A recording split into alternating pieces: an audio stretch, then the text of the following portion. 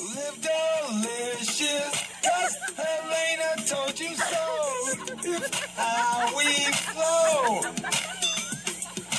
Live delicious, 'cause Helena told you so. What you gotta say, Helena?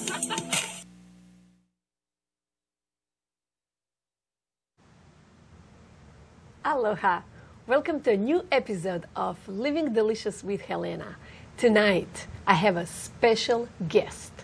He is a world-known public speaker, motivational speaker. He is the author of numerous books. He is the passionate advocate for child literacy and the worldwide guru of gourmet cookie business. Welcome, Wally Amos. Thank you. The worldwide guru Yes. of the cookie business. Gourmet. Oh, cookie gourmet. business. Oh, I've never been given that title. I love that. I'm going to use that in the future. Go ahead. Thank you, Helena. I appreciate the opportunity to be on your show. Oh, I'm so excited to have you. Ever since I started my show, I wrote a list of my favorite guests. And I was thinking of you, of course, but I thought I have to be a little bit more established before I invite you because you are so famous. You could have called me first. I would have been the number one guest.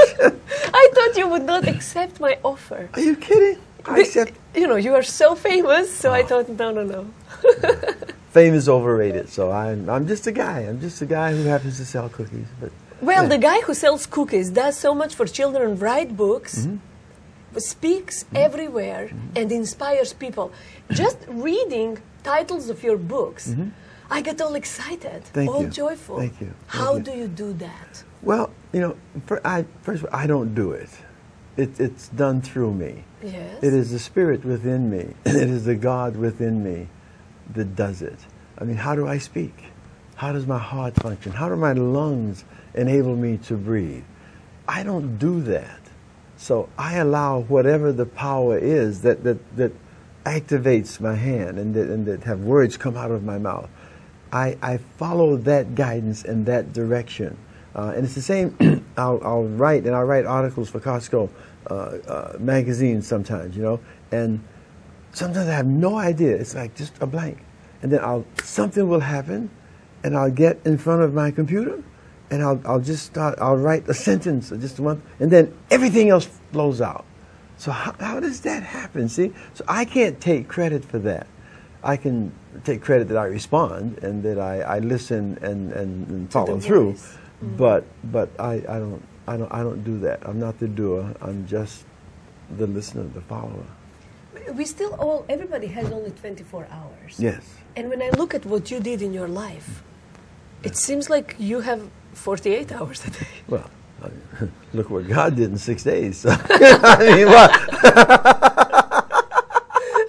So, I mean, obviously, there's a lot that can be accomplished in a short period of time. You know.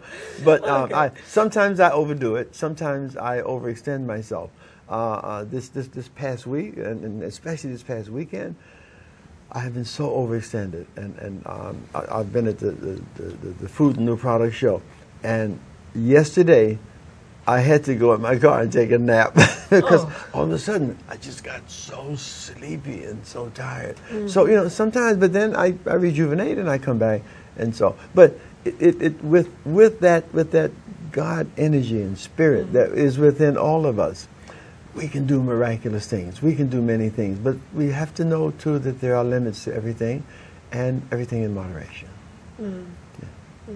So speaking of limits, sometimes we have limits with ourselves. Yes. We get tired, or we get some disease or something like that.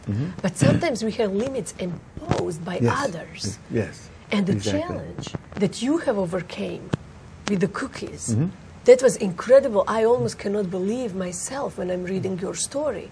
So can you tell us a little bit, there may be viewers who don't know. Can you tell us about the story? I can. Well, I started Famous Cookies in 1975, March 1975. Prior to that, I had been in the Air Force. I was stationed here at Hickam Air Force Base, 1954 to 1957. I've had a lot of work experiences, but I've worked at the William Morris Agency, which is a big theatrical agency. I was the first agent to work with Simon and Garfunkel, with the Supremes, with Marvin Gaye, with many of the entertainment rock music acts during the 60s. And I did that for a long time, and then I got just tired of show business. After being What were you doing in the show business? I was an agent. I was a theatrical agent who found work for entertainers. That's what an agent does primarily. And then after that, I started my own company where I was a manager, a personal manager for entertainers. So entertainers have someone that books their engagements or their movies, and then they have someone also that is a liaison between them and whoever it is that wishes to hire them to do something. So I've been on both sides of the fence on that. And I was in show business for 14 years, and I just, there's something about show business that's not satisfying. I can see in your face. You know, I it's mean, not it's delicious. It's not delicious. No, there is no depth to it, and so much of it is about materialism, and it's about show.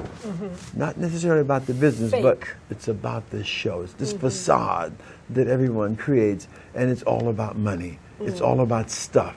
And I've never been about stuff and just totally about money. So after a while, I could no longer do it, and I began looking for something else that I could do that was delicious. And that happened. And that happened to be cookies, chocolate chip cookies. I was 12 years old when I had my first cookie, made by my Aunt Della. And I started making them in 1970 just so I could have them when I wanted them. For yourself? Absolutely. That was my only reason for making cookies. And in the process, I would share them with friends. And people would say, wow, man, you ought to sell these cookies. But I was in show business. I wasn't interested in selling cookies, you know. Yes. And so finally one evening, I was with a friend. Her name was B.J. Gilmore. And she was Quincy Jones's secretary. You know, the Quincy Jones, yeah. So she worked for Quincy Jones, and Quincy and I both had offices at A&M Records. So this was in 1974, and BJ and I were having dinner one evening, and we were just friends, no affair, nothing, you know. And she said, you know, Wally, we ought to open a store together selling cookies. And I said, oh yeah. That sounds good. And then she almost immediately followed that with, I've got a friend that I can get to put up the money.